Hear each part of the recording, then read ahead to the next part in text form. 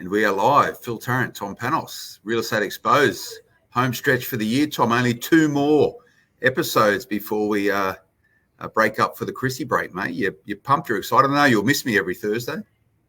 I'll miss you every Thursday, but Susan just said to me before we got online that this is the second last one. There's one next week, and that you said that you're taking me out to lunch next week. That's what Susan said to me, that you're taking me lunch and we're doing one actually together at your studios. Yeah, that's right. I look forward to it, Tom. We'll come up with some great topics, but for all of you who are tuning in right now, put into the comment field, irrespective of which social platform you're tuning in on, what you want me and Tom to talk about. And if it's a tricky topic, I'll get Tom to talk about it. If it's a less than tricky topic, I'm prepared to have a crack at it. But Tom, let's be in the hands of our audience, our listeners, and also our viewers to help shape the last episode of 2021 as we enter in a very different property market than what it was, let's say, 9 months ago. 100%, and it's changed very, very quickly. And Phil, I'm going to do 150 auctions in the month of December, auctioning every night, auctioning every day. So we're talking 7 days a week, right? Luke Moroney, Sydney property crash, right? Big question mark there. Danny Salter on Facebook, good to see you. Good to see everyone that's coming on. So let's bring that up here. Sydney property crash. Good point. And then we got expectations for Q1 2022. Ralph says he's time to get cheeky before Christmas. Then we've got here, you think a second boom will come next year as things start to open up again? That's a good question. Hey, Peter, good to see you. Actually lived in the same suburb. I always love to see a guy that's beaten stomach cancer, which is pretty incurable these days. Peter Tott's one of those, believe it or not. Had stomach cancer, which unfortunately is the thing that took my young brother away. Market sentiments. Okay, good to see you, Jazz. So, Phil, we got a few topics there to talk about, but let's talk about the opening one that Luke Moroney has suggested, and that is property crash. Phil, I said to you offline, don't get me wrong, I'm not fed up because it's my business. I'm in the business of, training and working with real estate agents. I get paid from the real estate industry to assist. But I have to tell you, it becomes a little bit, I think some agents have become drama queens because they're sort of saying this market, it's gone pear-shaped all of a sudden. This market, I can't believe someone's turned the tap off. But let's get real. As Phil Harris said to me earlier today, this has gone simply from nuts to normal. This is simply a marketplace, Phil, that we were on a speed of 190 Ks an hour. We were over the speed limit, and it went for a year. It probably went for a year and a half, and it surprised everyone. Yes, they all got it wrong. Shane Oliver and all the data experts, Commonwealth Bank, all the stories. We know how everyone got it wrong last year with a lockdown, and subsequently the market went up 30, 40% in the last 2 years. But all of a sudden, Phil, I'm having real estate agents ring me up saying, oh, Tommy, just a quick question. I've got a vendor. They're just not listening, They're hoping to get 1.2 and the market's only saying 1,050,000, mate. I haven't had this one lately. Well, mate, I've got to tell you, Phil, you haven't had this one lately? That's normal real estate, Phil.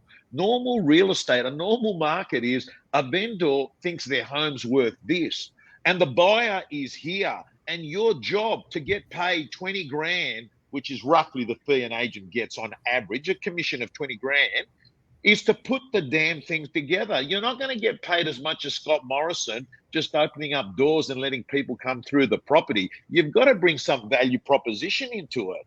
And as far as I'm concerned, Phil, the market is still okay. Last night, 3 auctions, 3 sales, right? How can the market be, gone to Gowings if we're still doing 3 out of 3? One of them got 300 grand more than what the owners wanted in Moorebank, which is near Liverpool. Man, the owner would have taken 1.4 and it sold for 1.7. Go watch it on Facebook. I'm not making any of this stuff up. Guys, I've got to say to you, you've just got to sort of forget about the drama and accept, to everyone that's listening here, get close to the buyer again. Start treating the buyer with respect.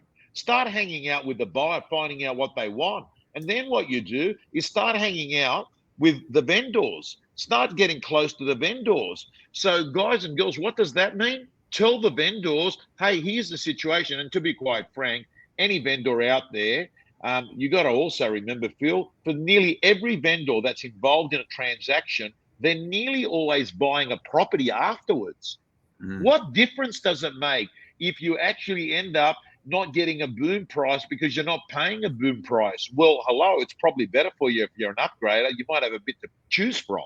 You might end up, 10% off $1 million's $100 grand. If you're upgrading, 10% off $2 million's $200 grand. You're actually miles ahead in front upgrading in this market. I reckon a bit of perspective change is what's needed. Well, I'm enjoying listening to your sentiments around that, Tom. And I guess this is Real Estate Exposed, and we're supposed to talk about the stuff that everyone wants to talk about. Everyone's too scared to talk about. I must say hi to this.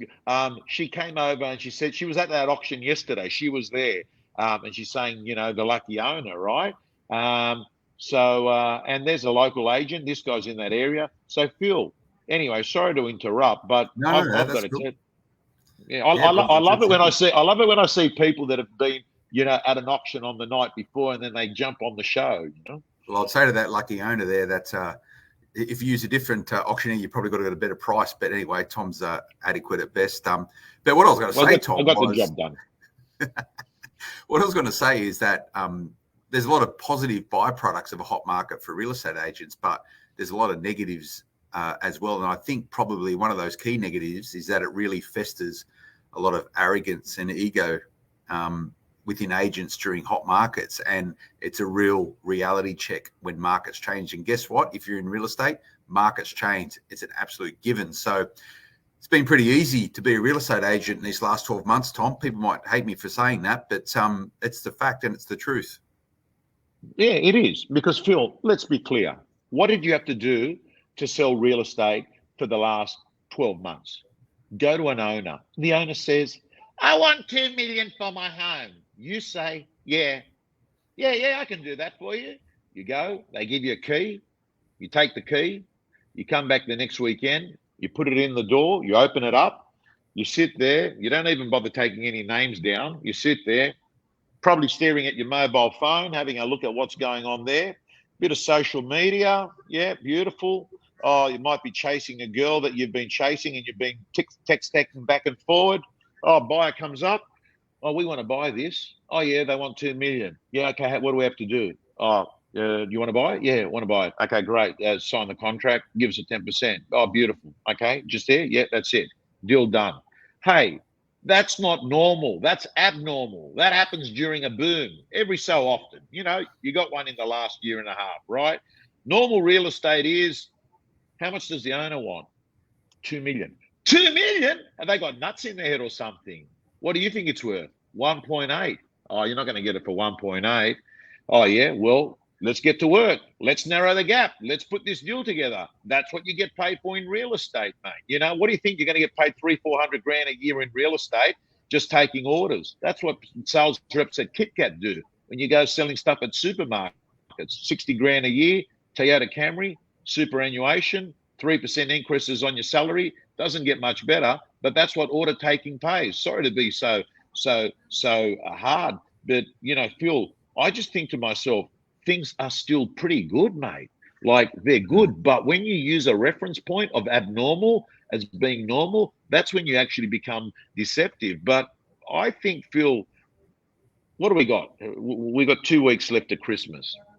So apart from finishing off and selling as much as you can before Christmas, apart from trying to sign up a few listings so you can start the new year with a new launch and, leave your car parked on the top of the hill, come back to work on the 10th of January and start flying off, I reckon that one of the most useful exercises, Phil, people can do is do an audit on their skill set and have a real crucial conversation. Who do they have to be in 2022 to succeed? Do you have to be someone that gets closer to the buyer? Do you have to be someone that learns the art of crucial conversations with vendors? Do you have to be someone that learns how to market real estate to a broader audience because days on market are going to go longer? Do you have to be someone that decides, you know what, I better learn what this DocuSign is, what this artificial intelligence is, how to use this piece of software, how to actually use text messaging to reach more. Maybe you've got to up your tech skills, right?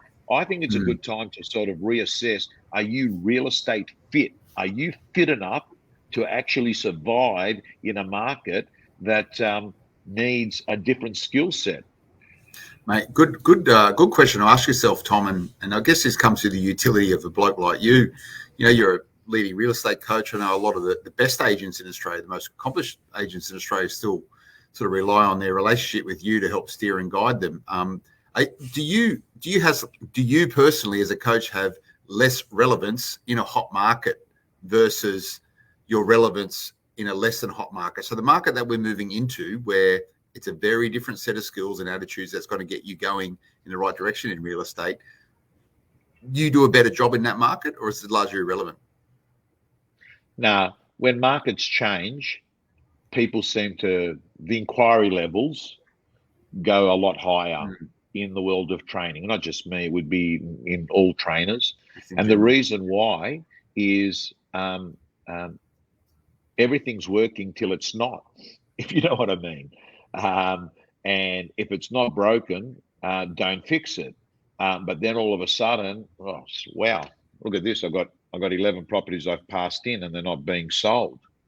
What do I do? And all of a sudden, people normally only go out and seek help when there's a problem. You know, you've always felt I've got to tell you, there's great coaches out there: Lee Woodward, Josh Fegan, John McGrath, Matty Steinway, Michael Shee. The list goes on.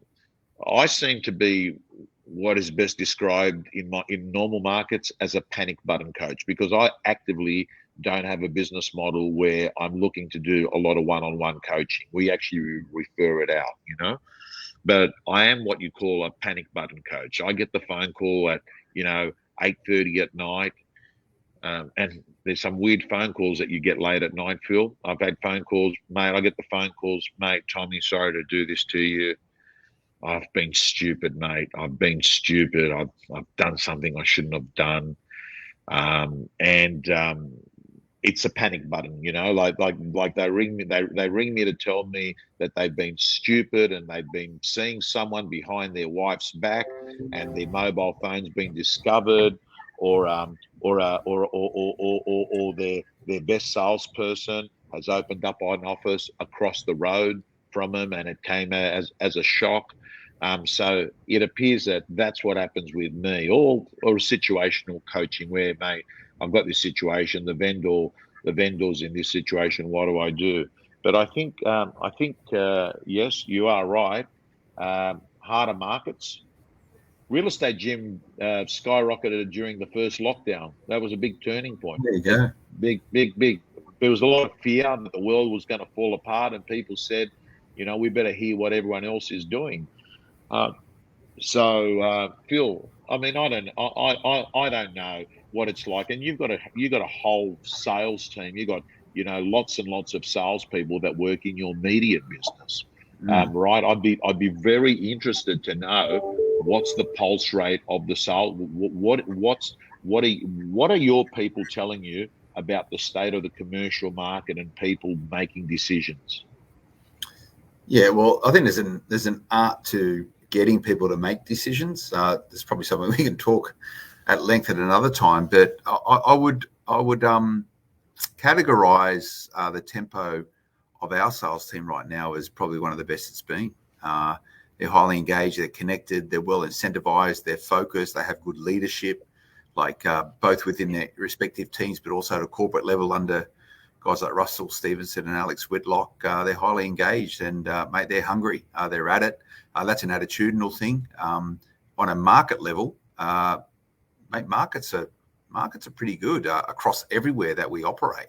It's just not real estate; it's across accounting and law and defence and even aviation. firing along. And to be fair, though, a lot of the success of our sales team is because of their attitude and aptitudes towards accelerating or expanding out those markets. But I think by and large, corporate Australia is pretty bullish, mate. We're going into an election. I think the budget's probably going to happen towards the back end of March, moving into an election soon after. I think it'll be a very safe budget, which is supportive of just ongoing strength and certainty in the economy. Inflation on the rise out of the US, how that's going to impact here in Australia. I think consumer confidence is high, business confidence is high, unemployment, we're going to be in low fours at some point soon. Everyone's pretty optimistic. I think one of the biggest handbrakes, I think, on corporate Australia is just the ability to attract and retain talent. And that's going to be an ongoing challenge for all businesses and business owners over 2022 and beyond. Everyone's talking about the great resignation and all this sort of stuff. I think good businesses will hold on to good people, but you need to look after your staff. But that's going to be one of the biggest handbrakes that on growth for most organisations, I think. But if you can fix that equation, you're going to be doing well. And going back to the sales guys, capitalise on positive market sentiment. People aren't sitting there, their heads in their hands anymore. They're looking out and beyond and looking for opportunities. Be part of that. Okay, so Phil, I'm going to make it easy for all our viewers and listeners on the REB podcast. I just want people to understand this. In real estate, when people say the market's turned bad, please remember the market is either good for the seller or it's good for the buyer, right? Right, that's what it is. So it's good for the buyer now. It's good for the buyer. They have a little bit more to choose from, right? No such thing as a bad market. It's better for one of the two parties at any one time. But guess what, Phil? Often the buyer is the seller as well. So because they're buying and selling. So you've got to keep that in perspective. The second thing I want to touch on. Most people that are transacting in real estate are doing it for lifestyle purposes. They're getting divorced. They've got financial problems. The kids are going to a new school. There's been a job relocation, right? They want to be living near the in-laws or the parents to help. Every person that does a deal in real estate, minus a very small percentage of people that are developers and dabble because they're using real estate as a profit-driven occupation. Nearly everyone else, Phil, is got to move for the reasons I've just indicated. So if you're a real estate agent, you're going to make money in all markets. You'll make money in all markets because it means that you've got people that need to move. And in fact, I'll go as far as saying, you'll probably do better because when there's less pressure on stock levels and there's more listings on the market, fees are better for an agent because people aren't as tight on their fees. And then the other thing is you've indicated a really good thing, and that is, seeking talent. Well, guess what? If you're a super talented real estate agent, your value in the market goes up in times like this. So there's this shadow side, there's this dark side, which is if you're low skilled, low work ethic, you'll probably be impacted. But the upside is if you've got a high work ethic and you're highly skilled, you will probably benefit out of this market because the agent that was average, Phil, that was making a living because they had a strategy which was copy and cut, will lose their market share now because people will turn around and say, I need someone that can actually get the job done. I don't need the cheapest person. So I reckon it's a great story, Phil. I reckon it's a great story. And as an employer of hundreds of people there, I can't remember exactly how many people you've got, but you've got over 100, don't you? Yes, it's a few more than that. Yeah. Okay. Well, let me just say this. The people that are the most talented, are highly immersed into their work and are bringing in value, they're more valuable in a market that's really, really tight, because not only can't you find it hard to attract talent, but all of a sudden the talent that you've got, you don't want to churn those people. They become extremely valuable, because they can't be replaced easy. Absolutely. It gets me thinking. I was doing a swim the other day, and I was just sort of ideas floating through my head, and I thought, what are the? I remember the point. I had a thought of what are the top 3 trustums from Tom Panos that is relevant to this current market, and just sort of, and I've borrowed some of these myself over the years, Tom, and called them my own, no doubt, in sales meetings. But one of them was hustle beats talent when talent won't hustle. And that's exactly what you're talking about there. And the other 2 were, if there's trust in the relationship, the terms become negotiable. Yeah. And some of the best gifts come badly wrapped, Tom. Yeah. There you go. They're all beautiful. Listen, I've got to tell you, you know what I love about nice one-liners like that? You could write let's look at that one. Some of the best gifts in life come badly wrapped. You could write a 3,000-page essay with that as the heading, because there's some deep learnings there. What it's sort of saying to you is, when it sucks and you're suffering and you're in the mess and you can't see any light, hang in there, because you can't see it now. It's not making sense. But at some point in the future, and we don't know exactly when, you're going to look back and you're going to say, hey, that was a turning point there, right? Yeah. That there was the change in direction in my life. So that's where the gift comes. And I got to tell you, it doesn't matter. Sometimes it's a divorce, it's the death of a loved one, an illness. For me, it was an illness. You come back to life a 3rd time. I have to tell you, you look at things differently. I actually think you can see things a lot clearer, right? You can see things a lot clearer. So, listen, I love one-liners. I've got to tell you, that's a good one. I think most people can resonate with. I think the skill is, and we spoke about this last time we got together around EQ. It's actually understanding and appreciating that you're at that point in time as some sort of journey of crapness, that you're aware of it. And if you have that awareness, that's a very powerful and empowering thing, not only for yourself, but when you see other people going through scenarios which probably ain't that good for them. But having that EQ to get it and understand it, it's one of the skills in life, I reckon. I had someone reach out to me last week, and here's a short story, Phil. I get hit up after a conference one day. Guy comes up to me, says to me his story.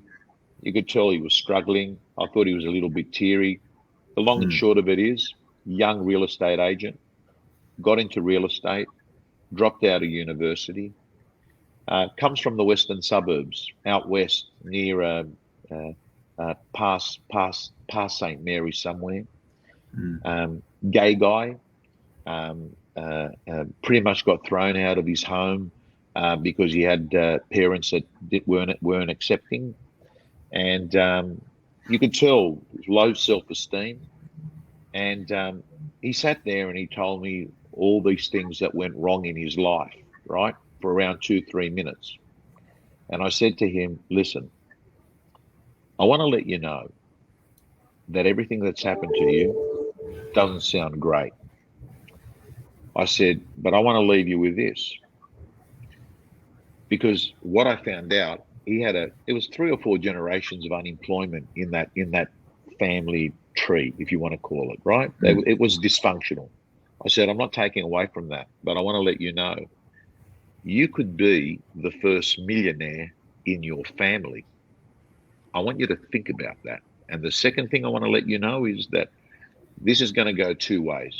You'll either be someone that continues down on the path that may have been going on for 50, 75 years in that family tree, or you could be the one that turns around and says, I'm not going to let this story define me. In fact, this is not the end of the story. This is a chapter. Hits me up recently. He said, this is who I am. And I didn't remember exactly everything, but then after talking to him, it came clearer in my mind. And don't get me wrong, he's not about to be in the REB top 100, but he's done 40 sales for the year. He had a spring in his step, dressed immaculate. And there's another example of some of the best gifts in life come badly wrapped, and the fact that Phil, where you currently are does not have to mean the end of the story. You could turn around and say, this is actually a chapter of a bigger book, and I think, why are we talking about this? We're talking about this because of one-liners, I suppose. But I just think, Phil, that this is the time of year. I'm going to do it myself. I do it every year. I sit down and I write a letter.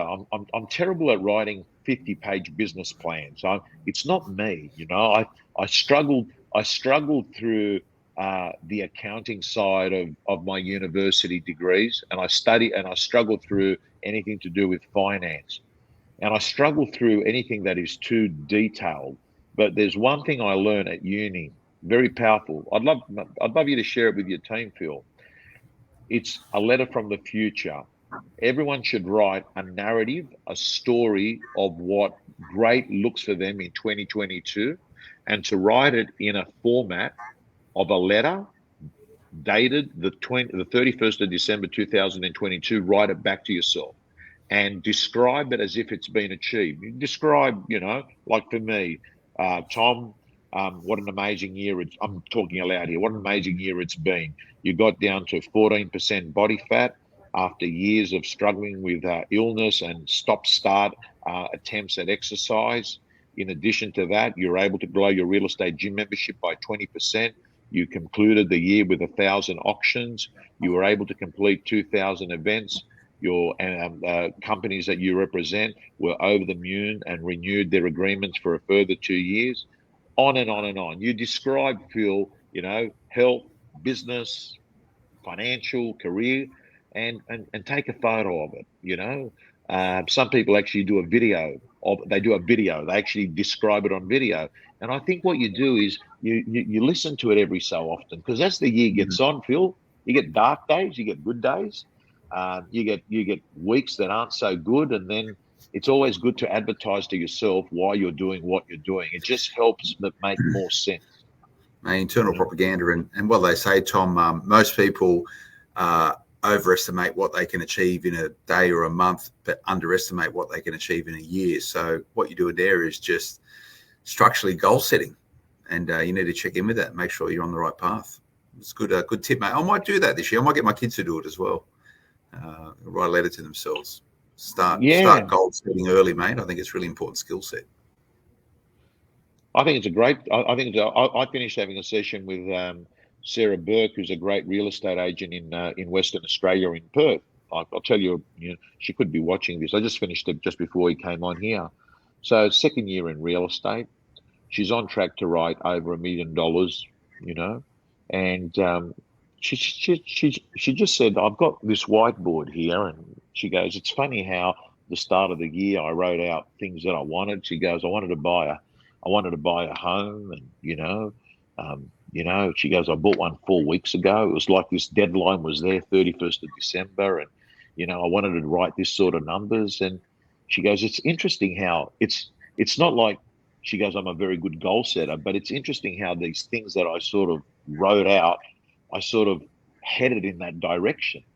And I reckon that's what it is, Phil. You drift in the direction of where you want to go. So I reckon the biggest thing you've got to work out is where do you want to go? Because you want to try and it's not easy, Phil, because I reckon working out where you want to go is not easy. I struggle with a simple question. What's your why? Like what's your purpose? I think everyone should have somewhere where they want to say, well, that's, I want to head to Luna Park, right? I mean, here's the problem. The problem is if you don't know where you're heading to, you can't actually sort of, whether you're going to walk to Luna Park, whether you're going to drive to Luna Park, whether you're going to take an Uber there. The problem is you've got to have an idea of where you're heading to, or otherwise you'll sit there. You know where I'm coming from. Mate, I absolutely do. And goal setting is key, but you can't be over prescriptive with it because, most plans don't pass the first time there's any sort of impact on it. I think you need a good relationship or be comfortable with uncertainty. And that's how I think the best goal setters actually get there. And you've got to use analogies. It's building the plane while you're flying it. You might not know exactly how things are going to pan out, but you just got to get on with it and make it up sometimes along the way and be aware of where you're heading, but be conscious of and have great situational awareness around you. If you do that, the plan will happen. But if you say this is exactly how the plan's going to take place, it won't go that way. I like that. Build the plane while you're flying it. Is that what you said? Yeah, you got to build the plane while you're flying it. I can't get over the amount of times great things have happened in my life because I said yes to them, even though I wasn't ready. I remember, I think it was Barry Plant. They wanted me to go to a conference overseas in Asia, and they said, "But we want to let you know, do you do training? It's our national conference. We're getting lots of people there. Do you do training also for the property management?" And he goes, "We want to get all these things out." I said, "Absolutely, I do." And can you do this? Can you do on BDM strategies of attracting property management, retaining staff? Yeah, absolutely, man. Say yes. What do you know? Next thing you know is you've just locked yourself into a project to learn and study it, and then go off and deliver it. Right, mate. Build a plane while you're flying it, Tom. It's exactly what you're talking about there. It's exactly build a plane while you're flying it. Yeah. So, Phil, well, look. Both of us here online, it's a real estate show. And what do we think about the market? Well, both Tom Panos and Phil Tarrant have put their money where their mouth is and have skin in the game and gone off and invested in real estate in these current markets. Because we have a deep belief that real estate, unlike the share market, if you buy a good property, what actually happens is you're able to absorb any volatility because it's the time that you have in the market, not timing the market. Big difference, What do you reckon? Before we go, Phil, I think we should cover some of these questions, right? Well, what do we got here? Effie, oops. What are your thoughts on the Adelaide market in the new year? I'll throw my 20 cents worth there, Phil. Well, Phil Harris, I just had a good conversation with Phil. Very simple. It's gone from nuts to normal. That's probably the best thing. Yes, it's eased off, but prices have not dropped there. Phil Harris sells more. Phil Harris is for the record, Phil Harris's company, Harris Real Estate, sells more real estate than any other real estate company in Australia. They do more sales as an individual office than anywhere else in Australia. So he's got a very, very good helicopter view of the Adelaide market. What do you think, Phil? Adelaide, any views? Mate, it depends the view. Is it about what does it mean for real estate agents, or what does it mean for property buyers, in particular property investors? And for property investors, for Adelaide it's as steady as she goes location. It doesn't sort of experience the peaks and troughs of your Sydney and your Melbournes. It's a lot more linear in the way it grows. Don't expect Adelaide to go crazy next year. Don't expect Adelaide to drop significantly next year. It would just be like Adelaide's been for the last 20 to 30 years, incremental increases on value. It's a safe place to invest if you're a property investor, but don't expect to become a bazillionaire overnight investing in Adelaide. Okay, next question. Is it turning from seller market to buyer market? Yes, it is, but I wouldn't call it a buyer market with bargains there because we're still getting good results. But I would call it a more balanced market at the moment. Who knows what's going to happen next year? But Phil, as I said to you, 3 auctions last night for 3 sales, including one in that western suburbs, Liverpool area, Moorebank. 300, 400 more than what the owner would have taken. That answers that question. What do you reckon, Phil, to that one? Well, if you want to take a contrarian view on it, mate, it's always a seller's market. It's always a buyer's market. Depends where you're buying, how you're buying, and it depends on why you're selling and where you're selling. To your point, all real estate transactions, or most real estate transactions, are a lifestyle purchase, mate. There's going to be buyers and sellers in every single market. So the key for the real estate agents is understanding that and being the best agent you can to be supportive of your vendors. And for property investors, there's actually understanding the dynamics and going to find those places where it's best to buy. Simple. It's buyer's market, seller's market. Australia's a big place, mate. Yeah. Always a good time to buy real estate. Always a good time to buy real estate. Just depends where. 100%. John Khoury, what should real estate agents do before Christmas? Keep working till Christmas Day for a start, John. And what I would be doing is doing your end of year summary calls to your client base. I reckon that's one of the greatest things to do. Say, hey, if I role play this, hey, Phil, Tom Panos here from the real estate. I'm not sending you a Christmas card. I thought it'd be more valuable for me to actually tell you what happened in the market in the last 12 months. All I do is list and sell real estate in your suburb. So I thought it would be useful for me to throw my 20 cents worth and tell you what actually happened. I'm also forecasting this is going to happen in the market next year. And by the way, Phil, out of curiosity, how has COVID-19 impacted what you're going to do with real estate in the coming future? I reckon ring everyone that you've ever met that's in your marketplace, John. I reckon that's one of the most useful things that you can do, and hopefully sign a few listings up so you can launch them back in the new year. Any comments on that, Phil? I completely agree. What I would say is connected with that. Stay off the grog, go to bed early, and keep your exercise up so you're absolutely fit as a fiddle in the right physical and mental state so you can make 50 phone calls, 100 phone calls a day doing exactly what Tom just spoke about. Don't underestimate everyone what Phil just said. So last night I had an urgent meeting with Susan, right? Susan might even be listening to this. I said, Susan, I don't care. That's it. No more. There are no dinner appointments. End of story. Not interested. It just has too much of an impact, right? End of story. So step number one is go off and pull out of everything that's in the diary. Number two, make sure we're not accepting anything. And if they push, say he's having, he'll have a breakfast meeting, right? He'll have a breakfast meeting. Phil, it's just too much. It's really hard. Like, people are turning around and saying, like, if you think about it, this is what people are saying. Oh, Tom, I'm just tired. I am just tired. Need a bit of a break. Okay, tell me what's happening. Oh, it's just tired, that time of the year. Then you find out, Phil, that they've gone out 2 nights that week. They've been on the alcohol. Of course you're going to be tired if you're not sleeping well, right? And you're hitting the grog too many times. You are going to be tired, right? So that can't be beautiful advice, Phil. I'm mindful of time, and I'm running. I just realised I really enjoyed this conversation with you, and I lost track of it, But next week we're going to come to you live. We're going to be together. We're going to probably film it in your studio there at North Sydney, Phil. Absolutely, and keep the questions coming in. We'll answer them as we go. Something like that. Just we'll pepper through them, Tom. Good to see you, mate. Good to see you. Christos will answer your question next week about a second boom coming next year.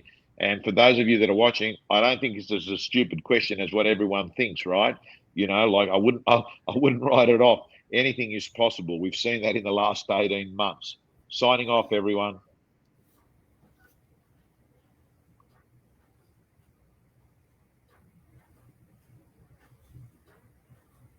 End broadcast.